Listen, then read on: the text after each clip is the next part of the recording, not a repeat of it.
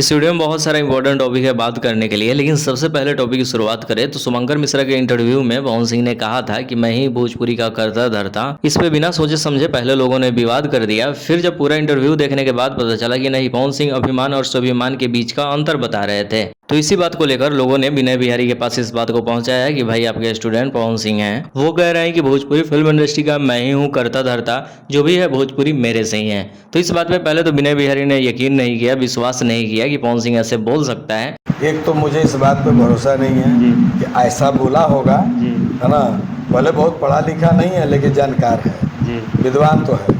आगे विनय बिहारी कहते हैं कि मुझे तो पहले यकीन नहीं है, लेकिन अगर पवन सिंह ने ऐसा सच में बोला है, पहले हम उस इंटरव्यू को देखेंगे, अगर सच में बोला है तो फिर ये काम करेंगे। लेकिन जिस दिन ये इंटरव्यू मैं अपनी आंख से देख लूँगा, लखनऊ पहुंच जाऊंगा उनको डांटना, कान उखाड़ने, ऐसा नहीं बोलना है। अगली अपडेट देखते हैं। पवन सिंह की पत्नी ज्योति सिंह के साथ हमेशा रहने वाली बबीता मिश्रा ने पोस्ट करके बताया है कि पवन सिंह जनवरी में शादी कर रहे हैं।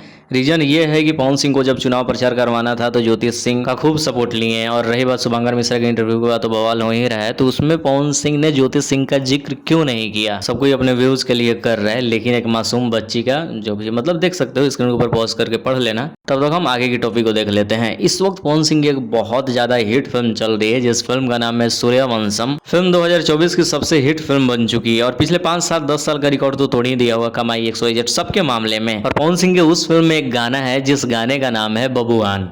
कितना ज्यादा हिट है फिल्म में, इस गाने का तो क्रेज अलग लेवल पे है। और मुझे लगता है इस गाने को यूट्यूब पे रिलीज होने के बाद या फिर कहीं से सिनेमा घर का क्लिप वायरल हो गया, जब गाना पब्लिक के बीच में आया, उसके बाद 15 से 20% ऐसी जनता है जो सिर्फ इस गाने की वजह से सिनेमा घर में गई इस फिल्म को देखने।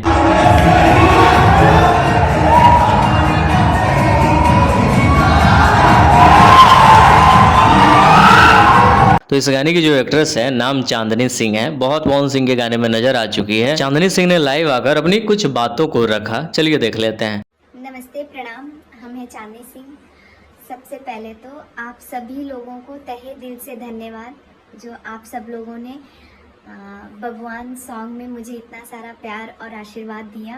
और स्पेशल थैंक्स पवन सर जी को, जो सर ने मुझे उस योग्य समझा, इतने अच्छे सॉन्ग का हिस्सा बनाया। तो पवन सर के लिए तो मैं जो भी बोलूँगी कम होगा, क्योंकि आज जो कर रही हूँ या जो नाम है थोड़ा बहुत छोटा मोटा, वो सर का ही आशीर्वाद है। आगे देखते हैं। जब पवन सिंह शुभंकर मिश्रा के पॉडकास्ट में गए थे, वहाँ पे पवन सिंह ने बताया था अक्षय सिंह को लेकर कि मैंने पहली बार अक्षय सिंह को अपने गाने में, जिस गाने का नाम है पवन सिंह के गाना बजा के, उस गाने में अक्षय सिंह को गवाया था। कैसे कैसे पिचिंग किया, कैसे कैसे चीजों को सेट किया। मैंने म्यूजिक डायरेक्टर को कॉल किया और बोला कि अक्षरा गाएगी। फिर मैंने म्यूजिक डायरेक्टर को फ़ोन किया कि सर ये गाना अक्षरा गाएगी। इस चीज पे कल रात अक्षय सिंह ने पवन सिंह को जोरदार जवाब देते हुए कहा कि मेरे जीवन में मुझे सिंगर बनाने में पवन सिंह का कोई योगदान नहीं है। पहली बार मुझे मनोज मतलबी और एक और किसी का नाम लिया, छोटे बाबा शायद, उन दोनों ने ही योगदान दिया और मुझे सिंगर बनाया। मतलब डायरेक्ट पवन सिंह को झूठा साबित कर दिया। देखते हैं इंटरव्यू। तो एक गाना गाया जिसमें मैं पूरा का पूरा श्रेय देना चाहती हूँ मधुकर आनंद जी का, मनोज कुमार मतलबी जी का, जो कि लिरिसिस्ट हैं, और म्यूजिक डायरेक्टर मधुकर आनंद जी।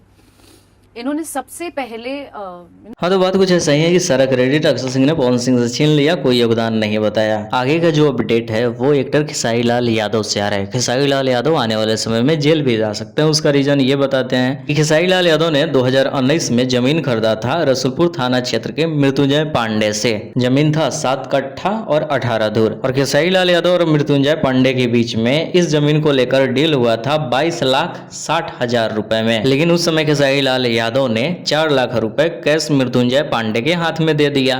रही बात अब 18 लाख बच गया, तो 18 लाख खेसारी लाल यादव को देना था, लेकिन किसी कारण बस चेक बाउंस हो गया। इसी बात को लेकर खेसारी लाल यादव भैया के ऊपर केस हो गया। कल पेशी भी होना था, लेकिन चीजें सही नहीं चल रही है, तो आने वाले समय में कुछ भी हो सकता है। बाकी की जो भी अपडेट आएगी इस चैनल पे अपलोड करेंगे। इसके लिए चैनल को सब्सक्राइब करें ताकि भोजपुरी का हर एक अपडेट एक ही चैनल पे देखने को मिले।